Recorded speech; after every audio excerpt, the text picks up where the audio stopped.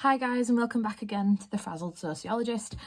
In this series at the moment we are going through an example of each of the papers. So this is January 2022, paper 3, Crime and Deviance.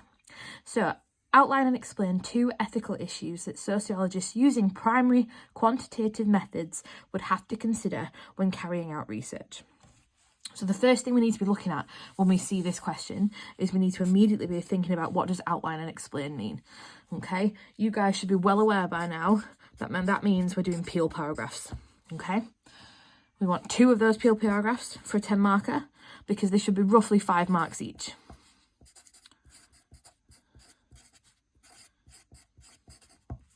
Okay.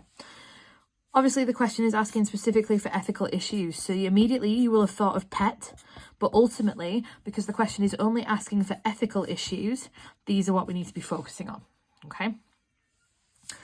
We also should be immediately thinking primary means research conducted by the researcher.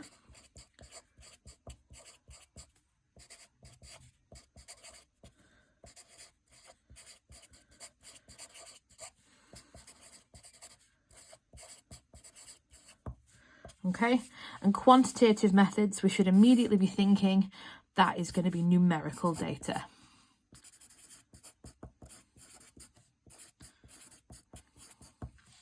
Okay, and obviously when carrying out research, we want to be thinking about how you're actually doing the research.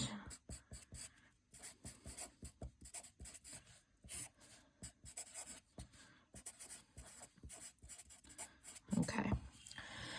So, in terms of quantitative methodologies, obviously you want to be thinking about surveys, things that are going to give you short, sharp amounts of data. So short and sharp, something like surveys. Okay. Obviously, though, the question is looking for 2 ethical issues in particular. So most of your preparation and feedback wants to be in terms of your ethical issues.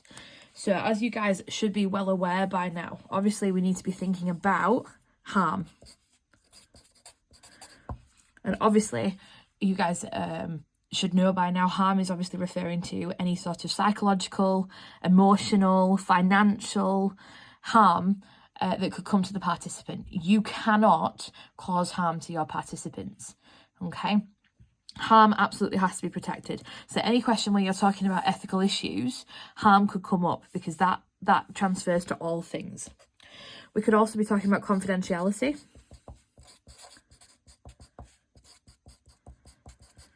Okay. Ultimately, when you're doing quantitative methodologies, in fairness, they're pretty surface level. You can code your information about your participants, but you need to be careful that there's nothing in your data that might indicate who one of your participants is. Okay, so you will have to think about giving them numbers or labels.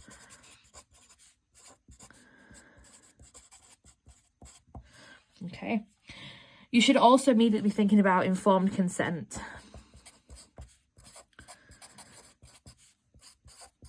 Again, an issue that comes up in all studies, whether it's quantitative, qualitative or otherwise, in terms of ethical issues. Informed consent is going to come up on all of them because ultimately your research participants need to understand the point of the research. They need to understand what it is you're doing.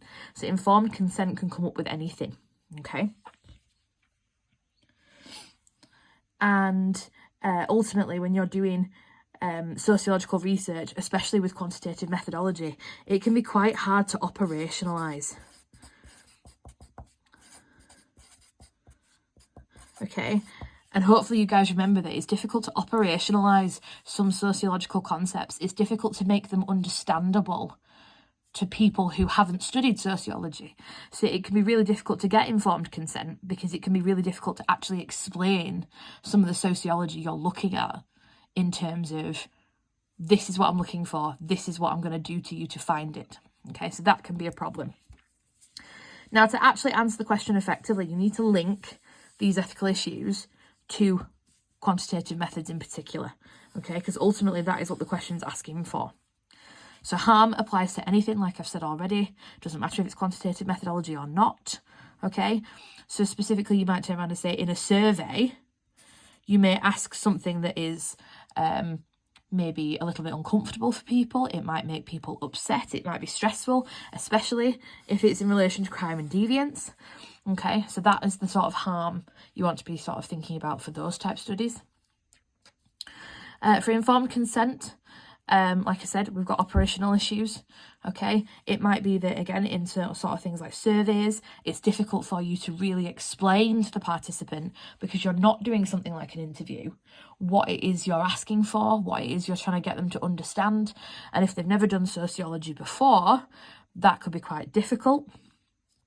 And again, confidentiality applies to everything. It doesn't matter if it's quantitative or qualitative, but ultimately, in terms of quantitative methodology, you should be able to properly code your information, and that is something you can bring up. But ultimately, if you're trying to show a cause and effect relationship, as most quantitative methodology does, then it might be that you accidentally bring in information about your participants that you shouldn't, or that suggests the identity of somebody. Okay, so there's 3 options there, okay, all of which are valid, that you would then write 2 Peel paragraphs at roughly 5 marks apiece, okay, and that would therefore answer that question effectively.